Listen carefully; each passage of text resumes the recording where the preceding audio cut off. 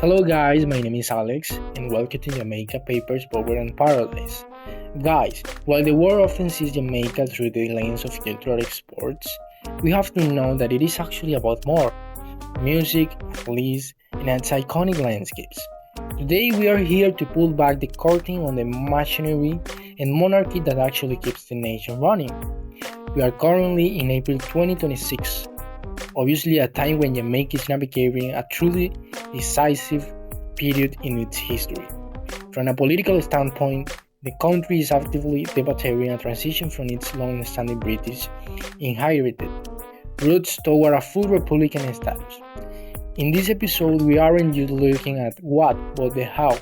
We want to understand how parliamentary monarchy maintains institutional stability, how a currency like the Jamaican dollar survives global fluctuations, and ultimately, how the exercise of political powers directly dictates the economic stability and the daily hustle of contemporary Jamaican society.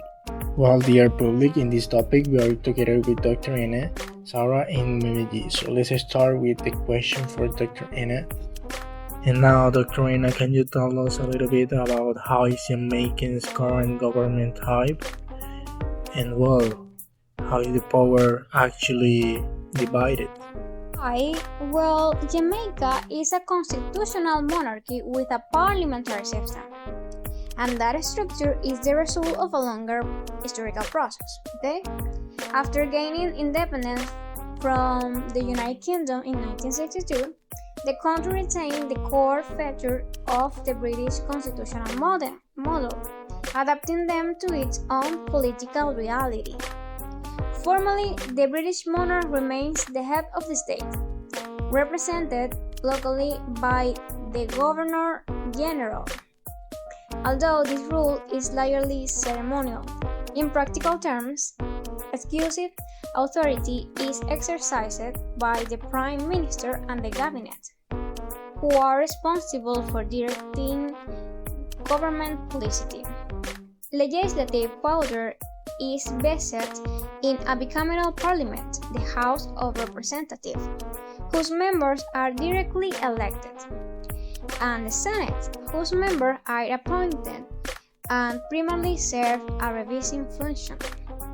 The judiciary, for its part, operates independently under a system based on English common law.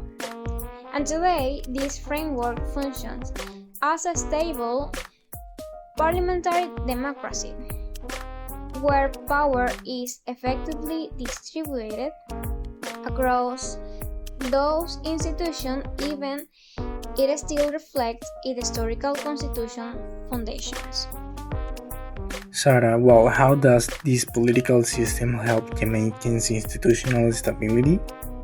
First of all, I want to thank you for inviting me to your podcast. It's a pleasure to be here. In answer to your question, yes, the parliamentary system creates clear rules for power transition because the government is accountable to parliament. Jamaica avoids the sudden power grab seen elsewhere.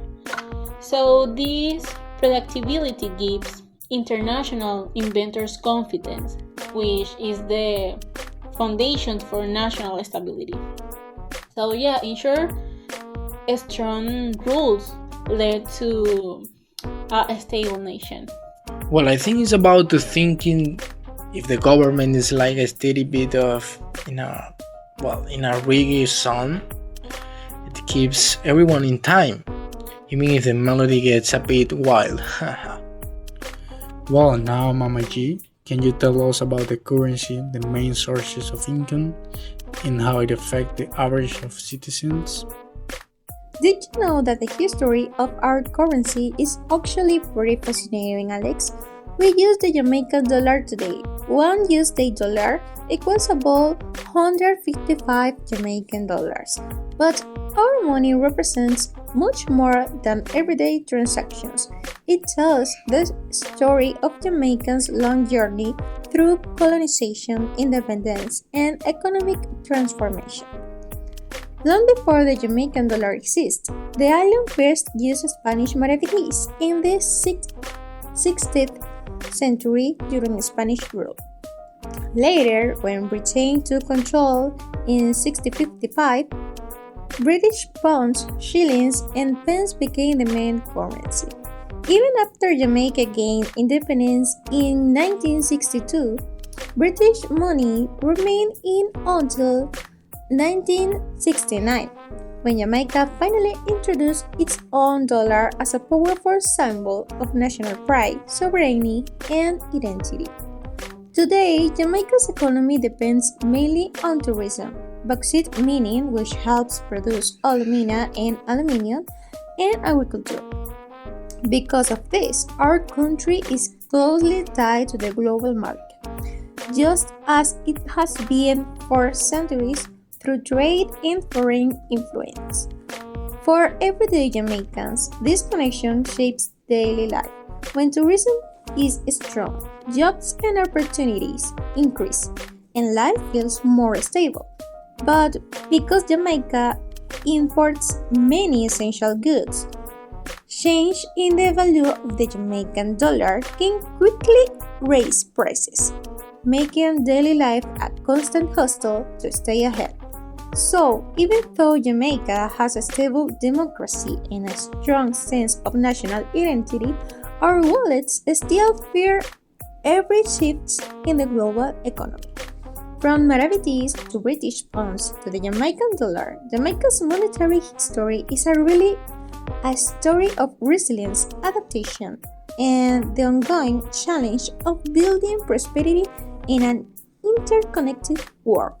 Well, guys, to wrap up, Jamaican's parliamentary structure provides the boring stability needed for a functioning state. I think it's a question. While its economy remains a high-stakes game of tourism and exports, political peace is high, but economic pressure remains a daily reality for the people. To think. Thanks for joining us, and thank you for being part of this.